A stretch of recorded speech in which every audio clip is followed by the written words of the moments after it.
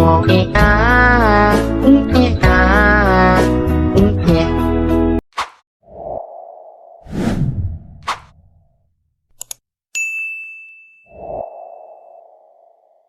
ini agak beda, Wak. Ketika jasad itu dimandikan, warga juga melihat sebuah kejanggalan lain di mana ada bekas macam telapak tangan gitu loh, besar kali di dada anak itu. Hai, wassalamualaikum warahmatullahi wabarakatuh. Terima kasih sudah klik video ini. Gimana kabar kalian semuanya, Wak? Lagi pada makan? Ya, enak makanannya? Semoga kalian semua sehat-sehat selalu ya. Nah, di malam Jumat ini, Wak, aku datang lagi dengan membawakan kisah horor Wawa yang udah masuk ke part 246. Ya Allah, makin banyak kali kisah horor Wawa kita ini, Wak, ya. Semoga kalian gak bosan lah dengerin cerita KHW ini. Dan anyway, Wak, kisah yang akan aku ceritakan malam ini berkaitan dengan sesosok makhluk yang sering dipanggil buta. Dan by the way, buta di sini ini bukan buta nggak bisa melihat, Wak, ya. Tapi buta ini adalah sebutan untuk makhluk halus yang cukup terkenal di dunia ilmu hitam di desanya Wawa kita ini. Nah, pada masa itu, Wak, di desa Wawa ini ada suatu teror dari si sosok buta ini yang mengakibatkan beberapa warga meninggal dunia secara misterius. Bahkan, Wak, ya, saking banyaknya warga yang meninggal, teror ini tuh sampai-sampai dikenal dengan sebutan teror kematian di desa mereka ini. Dan seramnya lagi, teror kematian ini tidak kunjung terungkap selama beberapa tahun sampai akhirnya kakaknya Wawa sendiri yang juga terkena gangguan yang sama. Dan setelah kakaknya kena gangguan ini, Wak, barulah itu teror kematian yang menimpa warga ini akhirnya berhenti. Ah, kok bisa? Nah, penasaran gimana kisah selengkapnya? Jadi tanpa berlama-lama kita langsung masuk aja ke ceritanya ya. Check it out.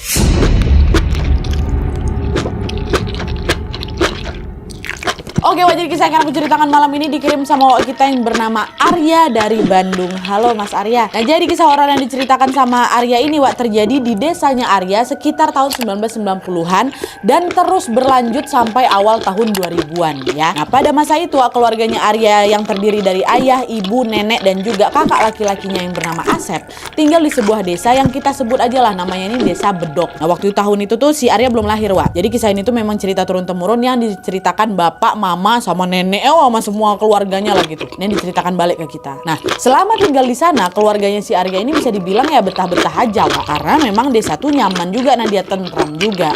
Tapi pada suatu hari nih, ketentraman itu mendadak sirna setelah ada kejadian mistis yang menimpa salah satu tetangga mereka yang bernama Mbak Ira.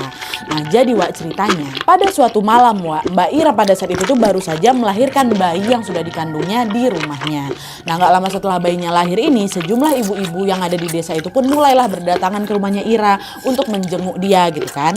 Sesampainya di sana, mereka tengok, wah, Ira tuh masih terbaring gitu lah, masih terbaring lemas di atas kasurnya sambil ngegendong bayinya. Tapi meskipun dia ini tampak lemah, Wak, Ira ini masih bisa diajak ngobrol lah dan juga sesekali menjawab pertanyaan dari ibu-ibu yang datang kayak gitu kan. Nah, awalnya nggak ada sesuatu yang aneh di sana, Wak. Mereka datang, mereka ngobrol, nanya kabarnya Ira. Tapi di tengah obrolan itu tiba-tiba sesak napas si Ira ini sambil dipegangnya leher, Wak. Wajahnya kesakitan kali kan. Nah, keluarga di situ langsung panik lah kan, warga orang, kenapa nih Ira, kenapa? Akhirnya keluarga pun langsung bawa lah ke rumah sakit malam itu juga. Nah, sesampainya di sana si Ira ini pun langsung lah diperiksa, Wak. Dan waktu diperiksa sama dokter itu, dokter pun langsung mengatakan bahwa Ira meninggal dunia. Nggak diketahui pasti, Wak, apa penyebab kematian Ira ini, tapi dokter menduga kemungkinan Ira ini menderita penyakit komplikasi gitulah pasca melahirkan kan. Nah, mendengar penjelasan dokter, keluarga Ira ini langsung kaget, Wak. Terpukul lah mereka semuanya. Bahkan mereka juga sempat nggak percaya karena selama ini Ira tuh nggak pernah menderita sakit berat ataupun mengeluh sedikit pun sakit tuh selama hamil tuh nggak ada, sehat-sehat aja lah pokoknya Ira itu. Nah, meski ngerasa janggal di sini, keluarga Ira pun berusaha ikhlas dan menganggap bahwa memang kematian Ira ini adalah takdir dari Yang Maha Kuasa gitu kan. Ya udah, mungkin gimana lagi lah gitu. Nah, setelah itu keluarganya pun segera langsung membawa pulang jenazahnya Ira untuk dimakamkan. Nah, sesampainya di rumah, Wak, jenazah Ira pun lalu dimandikan dan disemayamkan sementara nih sambil dibacakan surat Yasin. Nah, ketika jasadnya Ira ini sedang disemayamkan, mulailah itu beberapa warga mulai berdatangan ke rumahnya Ira, termasuk neneknya Arya. Di situ nenek duduk, Wak, di dekat kaki almarhumah Ira ini sambil ngebaca surat Yasin juga. Yasin, tapi pas di ujung kaki nih. Awalnya semua juga lancar-lancar aja nih. Tapi nggak lama kemudian nenek ini sadar, kok kakinya Ira macam bergerak ya, kayak gitu. Tadi nenek di situ, Wak. Nggak salah lihat aku nih kan, itu bergerak tadi tuh. Apa salah tengok aku ya? Nggak mungkin juga kan Ira udah meninggal. Nah karena penasaran, nenek pun berhenti ngaji nih, Wak. Dia fokus lah itu mengamati kakinya Ira. Tapi setelah diperhatikan lagi, Wak, ternyata kaki itu betul bergerak lagi untuk kedua kali, set gitu kan. Karena kaget, refleks nenek ini teriak heboh dia. Wah, astagfirullah, kata nenek gitu. Nah di situ warga pun langsung ngapa nenek nih, nanya kenapa nek, kenapa teriak-teriak kayak gitu depan jenazah nih. Saya nengok kakinya Ira gerak-gerak. Dia ini belum meninggal nih, kata nenek kayak gitu. Hah?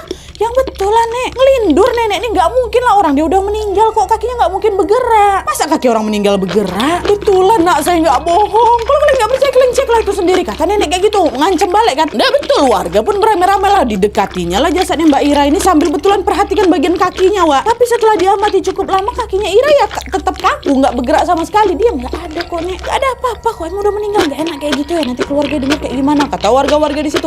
Nenek ini salah lihat nih, kata warga yang lain kan. Nah dengar itu sebenarnya nenek aku tuh sempat mau ngebantah karena dia tuh yakin kali kalau apa yang dia lihat tuh nggak salah. 2 kali kok dia bergoyang. Tapi karena nggak mau suasana di sana jadi makin heboh juga, terus nyinggung juga perasaan keluarga, nenek pun memilih diam tanpa mengucapkan sepatah kata apapun lagi. Yalah mungkin aku betulan salah tengok tuh, walaupun jelas sekali ku tengok itu kakinya tuh bergerak kan. Dan setelah situasi udah kembali tenang lagi nih, warga pun lanjut lagi berdoa lalu memakamkan jenazahnya Mbak Ira ini. Nah setelah jenazahnya dikuburkan, Wak, malam harinya seperti biasa keluarganya Ira pun memulai acara tahlilan selama 7 hari 7 malam untuk mendoakan almarhumah Ira. Awalnya memang acara tahlilan itu berjalan lancar-lancar aja. Tapi waktu memasuki malam ke-6, mulai nih, Wak, ada sebuah kejadian mistis yang bukan menggemparkan keluarganya Ira ya, tapi seluruh warga desa. Jadi ceritanya, Wak, pada saat tahlilan di hari ke-6 itu, ada seorang warga yang bernama Mang Maman yang lagi duduk tepat di depan kamarnya Ira. Nah, by the way, kamarnya Ira itu nggak ada pintunya, Wak. Dan kamarnya ini ada dekat ruang tamu, nggak ada pintu, cuma ditutup horden aja. Nah, kan Mang Maman ini juga ikutan tahlilan kan, lagi baca-baca Yasin kayak gitu. Tiba-tiba Maman ini samar-samar dengar ada suara berisik-berisik dari dalam kamarnya si Ira. Awalnya Maman nggak pedulikan suara itu, Wak. Mungkin memang ada anggota keluarga lain lah di situ kan.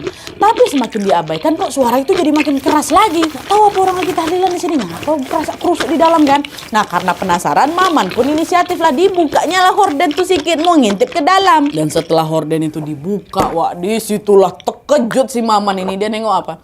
Dia nengok ada sesosok wanita berdaster putih lagi makan sesuatu gitu, Wak, dari dalam kantong kresek hitam. Tak apa dimakan nggak jelas, tapi kayak lagi makan.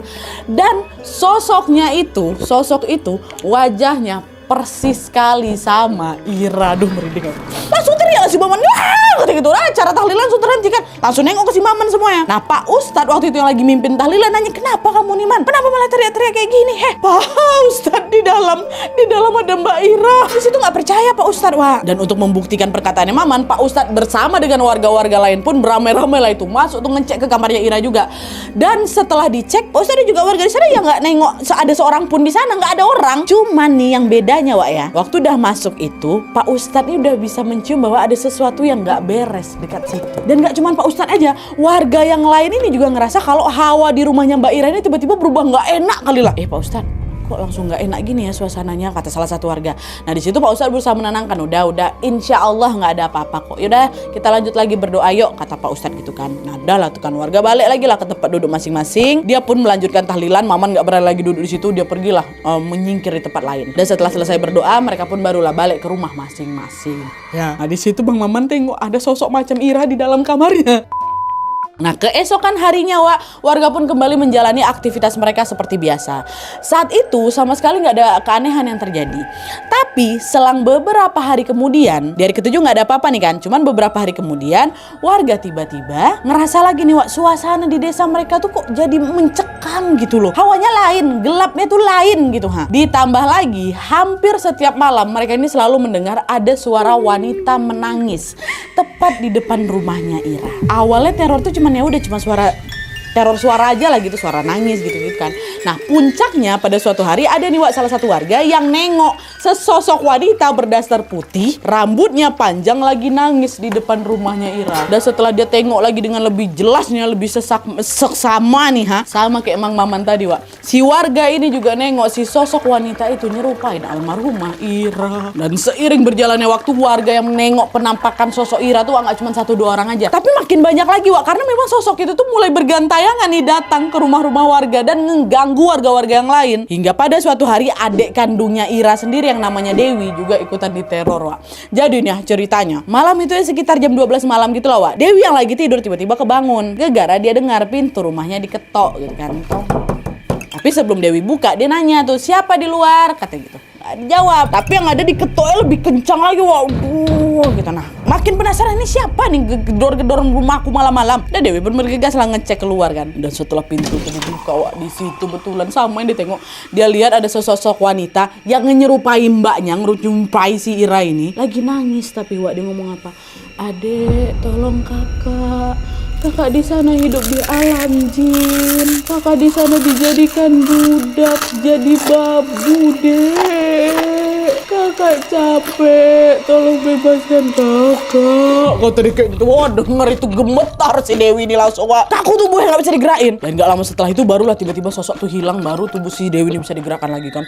Wah, langsung ngacir lah si Dewi ini. Masuk dia ke dalam rumah, dikunci pintu kamar, masuk lagi tempat tidur, baca-baca doa. Malam itu Dewi gak bisa tidur, Wak, karena kepikiran sama itu sosok kakak aja kok yang datang. Itu betulan Kak Ira gak ya? Kenapa dia bilang kayak gitu nih sama aku? Emangnya dia salah apa? Rasa selama ini dia tuh gak pernah aneh-aneh lah hidupnya. Pikiran itu terus ngelekat, Wak, di benaknya Dewi dan ngebuat dia jadi penasaran. Iyalah. Nah terus besoknya, Wak, dia ceritalah tuh kepada beberapa tetangga, termasuk neneknya Wawa ini, neneknya Arya yang kemarin nengok kaki bergerak tuh. Cerita ke nenek tentang pengalaman mistisnya itu nengok kakaknya datang. Karena di situ nenek bilang kayaknya Ira ini pengen ngasih tahu sesuatu lah, tapi dia ini nggak tahu gimana caranya. Dan setahu saya nih, Wi, ya, kalau arwahnya itu dijadikan budak, ya itu karena dia dijadikan tumbal sama orang lain, kata si nenek.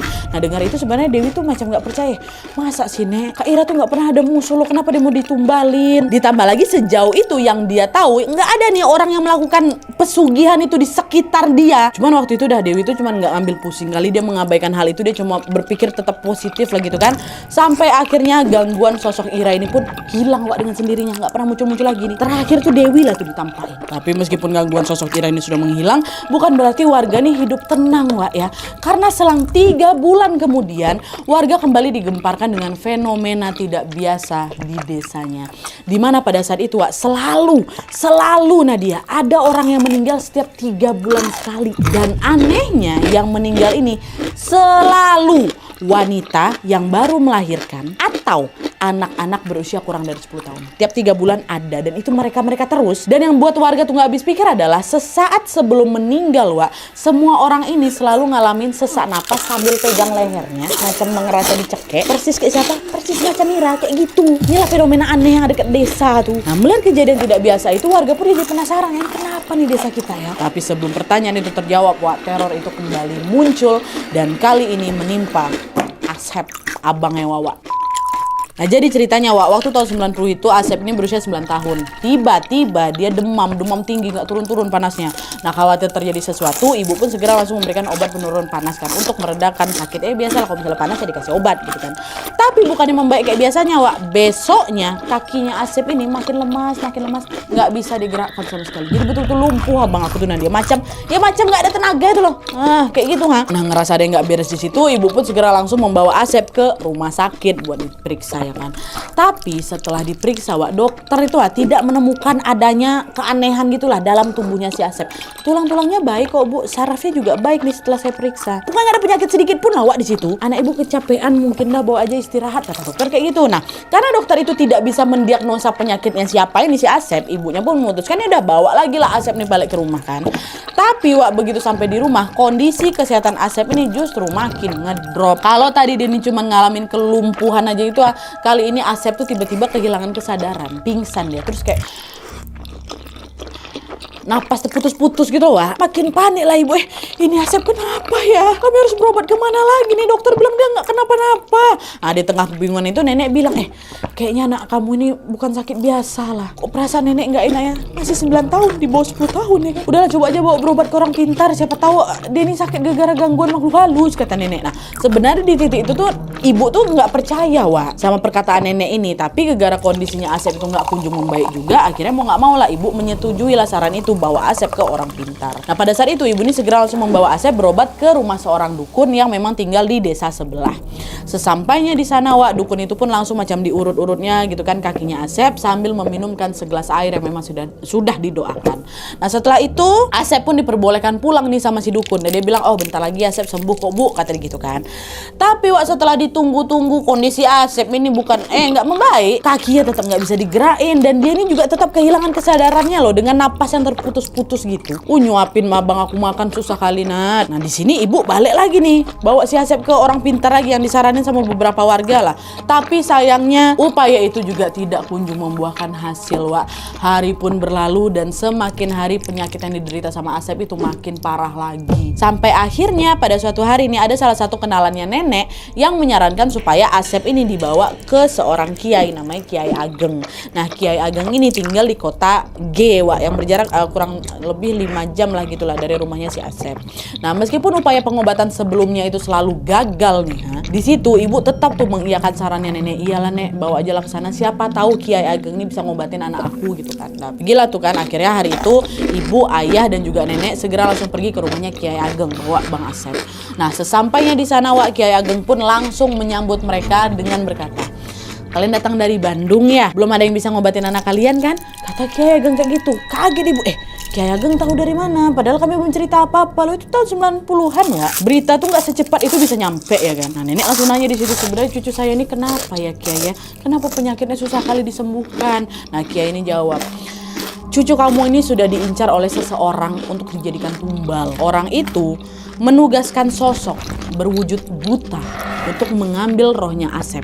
Nggak kunjung berhasil, dan sebagai gantinya Asep ini ya dibikinnya jadi sakit parah gitu loh. Jadi sosok buta yang dibilang sama Kiai Ageng ini Wak, katanya makhluk besar, badannya besar kali, makhluk halusnya, dia tinggi, berbulu hitam, gigit panjang-panjang tajam gitu macam genderuwo lah. Cuman bedanya sosok buta ini sering diminta untuk melakukan pesugihan gitu Wak. Itu kata Kiai ya. Di situ nenek nanya, siapa orang yang tega numbalin cucu aku Pak? Apa ini nih ada hubungannya sama kejadian mistis yang ada di desa saya? Soalnya beberapa tahun belakangan selalu ada Pak wanita melahirkan dan juga anak-anak yang meninggal misterius dengan tanda-tanda yang sama, kata nenek kayak gitu kan. Kiai jawab lagi, iya betul saya tahu kok, itu memang ulahnya dia.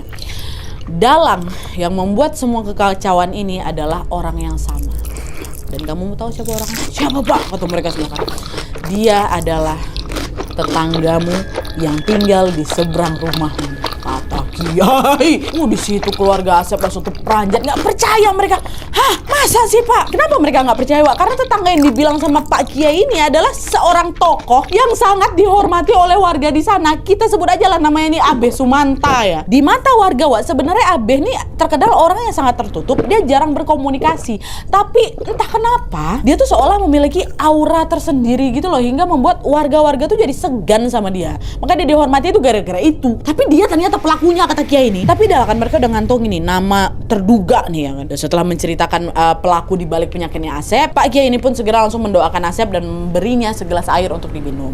Dan setelah pengobatan itu selesai, keluarganya Asep ini pun segera langsung berpamitan pulang ke rumah. Sesampainya di rumah ada sebuah keajaiban yang terjadi Pak. Berkat pertolongan Allah, Asep yang tadinya tidak sadarkan diri, lumpuh ini tiba-tiba sadar.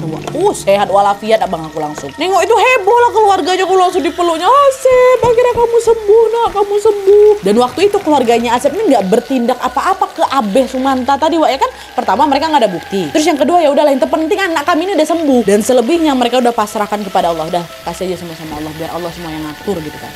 Tapi sayangnya Wak, nih udah sembuh nih ya, si Asep udah sembuh. Sayangnya kelegaan itu tidak bertahan lama karena 1 minggu kemudian ada anak kecil seusia Asep juga lah, kurang lebih 9 tahun, meninggal. Dengan cara yang sama juga, meninggal. Dia tiba-tiba demam tinggi, sesak napas, macam lagi cekek lehernya, meninggal. Nah, ini agak beda Wak, ketika jasad itu dimandikan, warga juga melihat sebuah kejanggalan lain di mana ada bekas macam telapak tangan gitu loh, besar kali di dada anak itu. Dan by the way ini sama kayak kakek aku, ada bekas tangan dekat belakang. Udahlah, ini kisahnya si Asep. Nah, tolong ya. Nah, dengar kabar duka itu, nenek pun langsung curiga bahwa anak itu kemungkinan juga tewas akibat ditumbalkan sama si Abeh inilah. Jadi setelah dia gagal menghilangkan nyawanya Asep, cuma 7 hari kemudian, Wak, dia gagal apain Asep, meninggal dengan ciri-ciri kematian yang sama. Nah, karena situasi di desa Bedok ini tidak kunjung membaik, tetap ada juga yang tewas secara misterius ini. Akhirnya nenek pun berinisiatif lah itu, Wak, untuk menceritakan apa yang dibilang sama Kiai Ageng kepada warga lain. Dia nggak bisa juga tutup mulut. Siapa tahu memang beneran nih kayak gitu kan. Nah, dengar cerita dari nenek, ternyata warga-warga yang dengar itu menyimpan kecurigaan yang sama. Mereka juga curiganya sama Abeh. Kenapa kayak gitu? Karena selama ini sikap Abeh tuh memang mencurigakan gitu, Wak. Dan selain itu banyak juga warga-warga yang mulai sakit hati nih atas perlakuan Abeh yang suka macam ngerendahin mereka gitulah. Tapi balik lagi di sini mereka kan nggak punya bukti nih buat nuduh Abeh yang sebagai pelaku dari ini semua kan.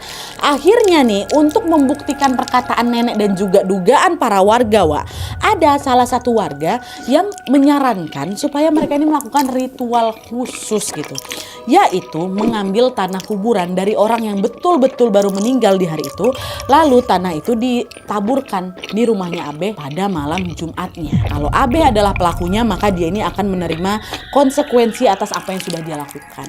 Tapi kalau misalnya dia bukan pelakunya, ya udah dia bakal baik-baik aja gitu kan. Ada nih ritual inilah untuk membuktikan apa yang mereka duga lah gitu kan. Nah, dengar saran itu, nenek sama semua warga yang lain pun setuju lah ini semua kan. Tapi rencana itu nggak bisa langsung dilakukan, Wak, karena pada hari itu nggak ada warga yang meninggal. Nah, pas pula nih setelah warga menunggu cukup lama, pas pula pada hari Kamis pagi, itu udah beberapa waktu kemudian lah itu apa, hari Kamis pagi itu ada warga desa sebelah namanya Dadang meninggal dunia, baru juga dimakamkan. Nah, ini Pak Dadang ini meninggalnya memang gegara sakit, Wak, dan tidak meninggalkan tanda-tanda yang aneh macam sebelum-sebelumnya lah. Nah, setelah dengar kabar itu, nenek yang sempat kelupaan untuk membuktikan Abeh Sumanta ini pelakunya apa enggak, kepikiran ada yang meninggal nih pas nih hari Kamis. Langsunglah nenek kepikiran, ku ambillah itu tanah kuburannya. Cuman tentunya sebelum itu nenek nih ya izin dulu lah sama keluarga Dadang kan, Wak, dikasih tahu lah, dijelasin lah apa yang terjadi sama desa mereka. Salah satunya kami pengen itu, boleh nggak? Dan untungnya keluarga Dadang ini mengizinkan, Wak. Nah, setelah mendapatkan izin, nenek pun segera langsung mengambil tanah kuburan milik Dadang di hari Kamis itu kan, baliklah ke rumah. Nah, karena hari itu itulah dia kebetulan hari Kamis, malam harinya which is malam Jumat, nenek ditemani dengan beberapa warga yang lain langsung betul, Wak, ditaburkanlah tanah kuburan itu di sekitar rumahnya Abeh diam-diam. Dan setelah selesai mereka bergegas lah ini balik ke rumah masing-masing kan. Ini di rumah semua harap-harap cemas nih, Wak, nunggu ini apa nih bakal terjadi, kebukti nggak nih si Abeh nih pelakunya gitu kan. Keesokan harinya, betul, Wak, warga tiba-tiba dikejutkan dengan sebuah kabar duka. Semalam Abeh Sumanta meninggal. Dan seramnya lagi, Wak, pada saat ditemukan oleh keluarganya, katanya nih jasadnya Abeh ini mulutnya mangat, nggak bisa ketutup, matanya melotot, dan ada bekas pukulan gitu loh. Dan ada bekas pukulan tepat di atas dadanya. Oh ya Allah, meninggal Abeh. Dari situlah nenek sama warga-warga yang lain pun langsung fix ini, dia nih pelakunya nih. Itulah cara mereka buat ngebuktikan kan. Wah ya wallahu alam, tapi mereka kayak udah fix tuh dia tuh gitu. Dan setelah berita kematian Abeh ini tersebar, gak banyak tuh warga yang datang melayat karena mereka ngerasa sakit hati gitu loh atas perlakuan Abeh semasa hidup dulu. Sepi kali. Tapi meskipun begitu, jenazah Abeh ini tetap dimakamkan dengan bantuan beberapa warga lah gitu. Memang kasihan lah mungkin sama keluarga sama almarhum juga kan. Dan setelah Abeh ini dimakamkan, bukan berarti teror tuh berhenti sampai di situ aja, Wak. Karena malam harinya nenek ini tiba-tiba ngalamin sebuah kejadian mistis yang gak akan pernah dia lupakan seumur hidupnya. Jadi ceritanya malam itu nenek ini dikejutkan sama suara ketukan pintu. Wow, ketukannya nggak santai kata nenek. Aku bilang dar. Nah, karena penasaran nenek bergegaslah keluar kan buat ngecek ini siapa yang datang tengah malam kayak ini kan.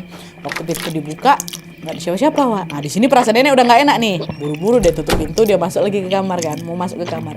Cuman waktu udah OTW ke kamar, terdengar lagi nih suara ketukan tok. Tapi bukan dari pintu, dari jendela. Meski udah ketakutan, nenek tetap tuh beranikan diri buat ngecek keluar jendela. Set, buka nggak ada siapa-siapa juga. Ini siapa nih yang ganggu aku nih?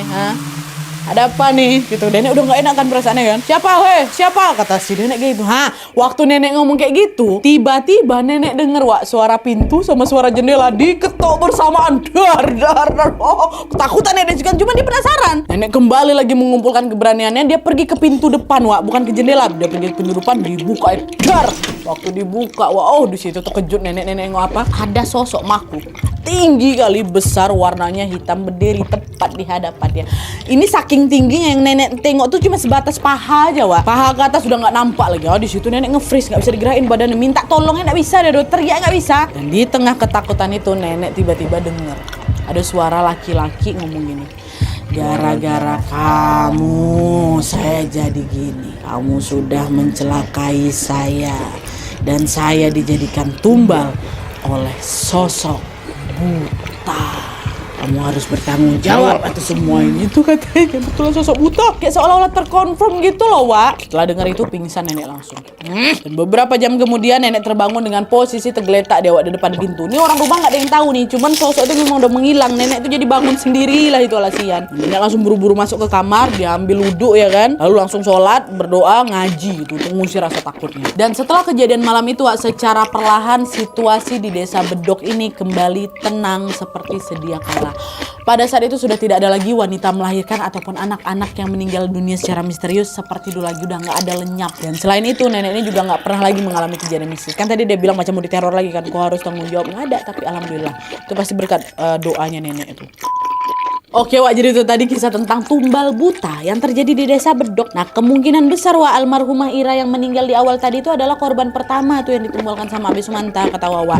Itulah kenapa arwahnya itu macam gentayangan gitu. Bahkan kan sempat juga dia bilang kalau aku tuh diperbudak sama bangsa jin kayak gitu kan. Dan mungkin karena aksi jahatnya terhadap Mbak Ira itu nggak ketahuan, nah dia nggak ketahuan sama warga, Abeh ini balik lagi melanjutkan aksinya dengan menumbalkan target-target berikutnya. Kemungkinan si jin itu tuh mintanya ya ciri-cirinya kayak gitu, wanita hamil atau wanita setelah melahirkan sama anak kecil, makanya meninggal kayak gitu. Caranya pun sama. Dan untungnya teror kematian itu akhirnya berhenti setelah Asep berobat di tempatnya Kiai Ageng ya. Kata Wawa kalau misalnya abang aku terlambat tuh ditangani, mungkin gak selamat juga abang aku tuh. Dari kisah ini kita lagi-lagi diingatkan untuk jangan pernah bersekutu dengan jin, apalagi demi mendapatkan kekayaan. Karena dibalik segala kemudahan yang didapatkan pasti akan ada konsekuensi berat yang harus ditanggung, seperti yang dialami sama si Abi Sumanta ini. Oke, Wak, jadi itu dia tadi kisahnya. Buat kalian juga pengen berbagi kisah horornya, boleh langsung kirim aja cerita kalian ke email kisahhororwawa@gmail.com, sertakan di subjeknya judulnya.